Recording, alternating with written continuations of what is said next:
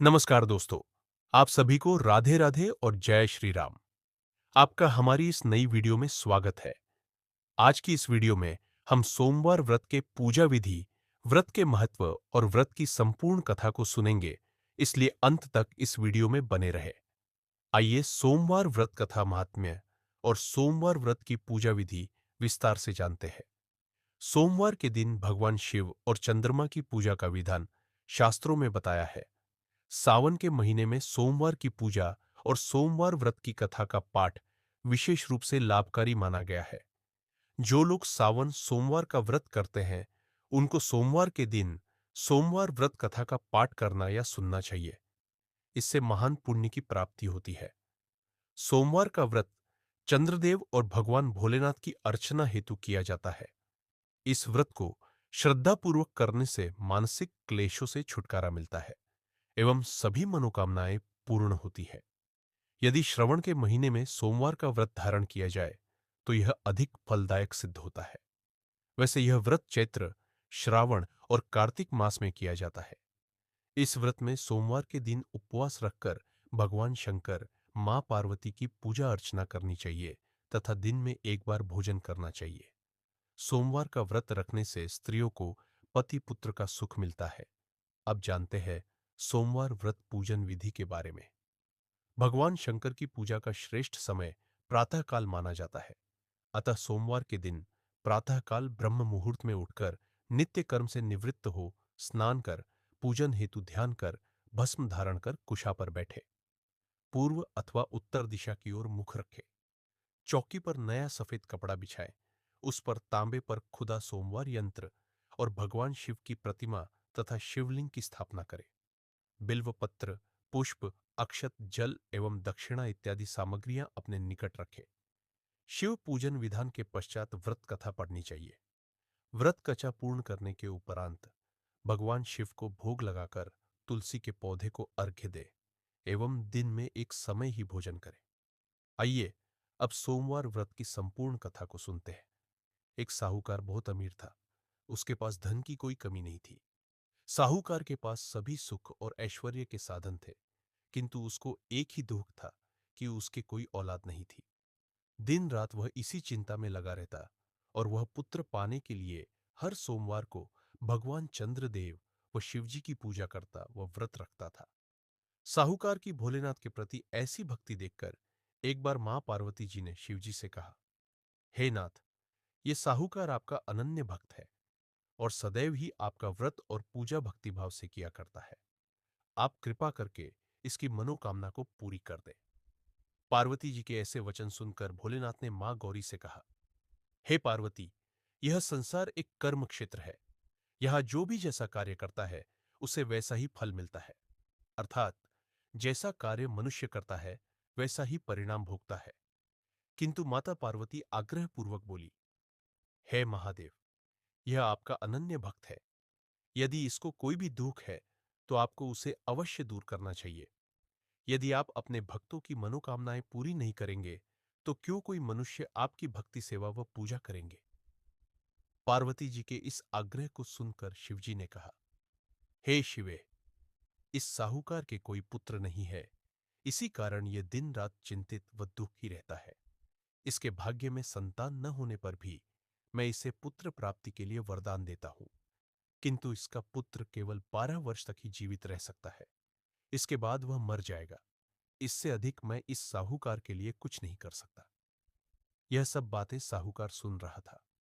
उसे यह सारी बातें सुनकर न कोई खुशी हुई और न ही कोई दुख। वह पूर्ववत शिवजी की पूजा व व्रत करता रहा।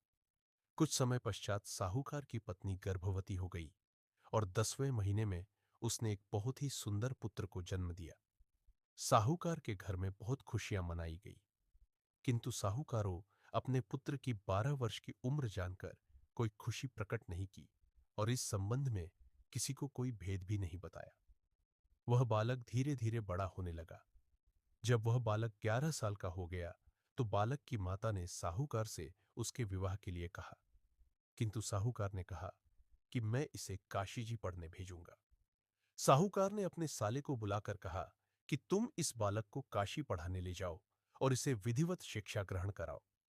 साहूकार ने उसको बहुत सा धन देकर कहा कि रास्ते में जहां कहीं भी ठहरो, वहां यज्ञ और ब्राह्मणों को भोजन कराते जाना। इस प्रकार वह दोनों मामा भांजे रास्ते में यज्ञ करते, दान देते और ब्राह्मणों को भोजन कराते जा रहे थे। रास्ते में एक शहर पड़ा। उस शहर में राजा की कन्या का विवाह था। एक अन्य राजा का लड़का बारात लेकर आया था, लेकिन वह एक आंख से काना था। लड़के के पिता को इस बात की चिंता थी कि वर को देखकर कन्या के माता पिता विवाह में किसी प्रकार की अड़चन न डाले। इसी कारण जब उन्होंने साहूकार के अति सुंदर बेटे को देखा, तो उसके मन में विचार आया कि क्यों न इस लड़के से विवाह का कार्य पूर्ण करा लिया जाए। यह विचार कर उसने लड़के और उसके मामा से कहा कि यदि आप फेरे व कन्यादान का कार्य पूर्ण करा देंगे, तो आपकी बड़ी कृपा होगी और हम आपको बहुत सारा धन देंगे। साहूकार के लड़के और उसके मामा ने इस बात को स्वीकार कर लिया था। विवाह का काम भली प्रकार से पूरा हो गया।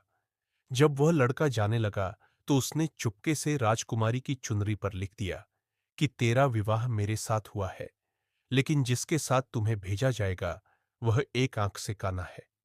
मैं काशी जी को जा रहा हूं।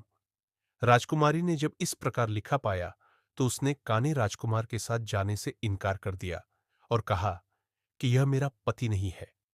मेरा विवाह जिसके साथ हुआ है वह काशी जी गया है। राजकुमारी के पिता ने यह सब जब सुना, तो उसने अपनी कन्या को विदा करने से इनकार कर दिया। बारात वापिस चली गई। उधर साहूकार का लड़का और उसका मामा काशी जी पहुंचे, जहां लड़के ने पढ़ना शुरू किया तथा अपना अतिरिक्त समय मामा भांजा यज्ञ दानादि में व्यतीत करने लगे। इस प्रकार कई महीने बीत गए। जब लड़का 12 साल का हुआ, तो उस दिन लड़के के मामा ने यज्ञ का आयोजन कर रखा था। अचानक ही लड़के की तबीयत खराब हो गई। लड़के के मामा ने कहा कि अंदर जाकर सो जाओ। लड़का अंदर जाकर सो गया। थोड़ी देर पश्चात लड़का मर गया। जब लड़के के मामा ने देखा कि वह मर गया है, तो वह बहुत दुखी हुआ। उसने सोचा कि मैं पहले यज्ञ पूरा कर लूं, तब कुछ सोचूंगा। लड़के के मामा ने यज्ञ पूरा किया और फिर रोना प्रारंभ कर दिया। वह बहुत जोर जोर से रो रहा था। संयोगवश शिवजी और पार्वती उधर से जा रहे थे। पार्वती जी ने भगवान भोलेनाथ से कहा, हे नाथ, कोई दुखी व्यक्ति रो रहा है, उसके कष्टों को दूर कर दो। जब शिवजी और पार्वती जी वहां पहुंचे, तो उन्होंने देखा कि वहां पर एक लड़का मरा हुआ पड़ा है। तब पार्वती ने देखते ही लड़के को पहचान लिया। पार्वती जी ने बड़के के मरने का कारण पूछा, तो भोलेनाथ ने बताया, हे गौरी, इस लड़के की आयु इतनी ही थी, ये अपनी आयु पूरी कर चुका है। पार्वती जी ने विनम्रतापूर्वक कहा, महाराज, कृपा करके आप इस लड़के को जीवित कर दीजिए, नहीं तो इसके माता पिता इसके वियोग में तड़प तड़प कर अपनी जान दे देंगे। माता पार्वती की बात सुनकर शिवजी ने लड़के को पुनः जीवित कर दिया। शिवजी की कृपा से लड़का जीवित हो गया। शिव शंकर व पार्वती जी शिवधाम चले गए। शिक्षा पूरी होने पर लड़का और उसका मामा पहले की तरह यज्ञ करते, ब्राह्मणों को भोजन तथा दक्षिणा देते हुए अपने घर की ओर चल दिए। रास्ते में दोनों उसी शहर में आए जहां पर उस लड़के की शादी हुई थी। वहां पहुंचकर दोनों ने यज्ञ करना शुरू कर दिया। जब वे दोनों यज्ञ कर रहे थे, तो उस लड़के के ससुर यानी वहां के राजा ने, जो उधर से घोड़े पर बैठकर अपने सेवकों के साथ जा रहा था, उसने लड़के को पहचान लिया। राजा ने महल में ले जाकर दोनों की खूब सेवा की। कुछ समय राजा के महल में रहने के बाद लड़के ने राजा से जाने की आज्ञा ली। राजा ने अपनी लड़की को लड़के के साथ विदा किया और साथ में बहुत सा धन एवं दास दासियों को भी भेजा। जब वे अपने शहर में आए, तो लड़के के मामा ने कहा, पहले मैं तुम्हारे माता पिता को तुम्हारे आने की खबर सुना आता हूं, तब तक तुम पत्नी सहित यहां आराम करो। ऐसा कहकर लड़के का मामा साहूकार को अपने पुत्र के आने की खबर देने चला गया।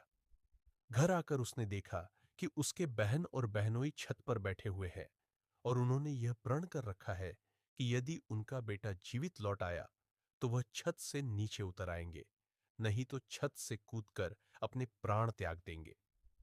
लड़के के मामा ने जब यह समाचार उन्हें सुनाया कि उनका लड़का जीवित लौट आया है, तो उन्हें विश्वास नहीं हुआ।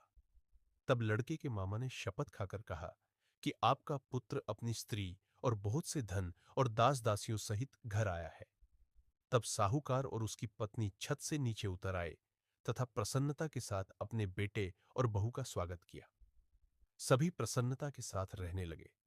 इस प्रकार भक्तिभाव से जो भी प्राणी सोमवार के व्रत का पालन करता है तथा प्रेम पूर्वक इस कथा को सुनता या पढ़ता है तो उसके सभी कष्ट दूर होते हैं, सारी मनोकामनाएं पूर्ण होती है और इस लोक में सभी सुख सुविधाओं को भोगकर अंत में उसे शिवलोक की प्राप्ति होती है। इस प्रकार सोमवार के व्रत को 16 सोमवार तक करें, फिर उद्यापन करें। इस व्रत के प्रभाव से मानवों को सभी प्रकार के सुखों की प्राप्ति होती है। सोमवार व्रत का महत्व।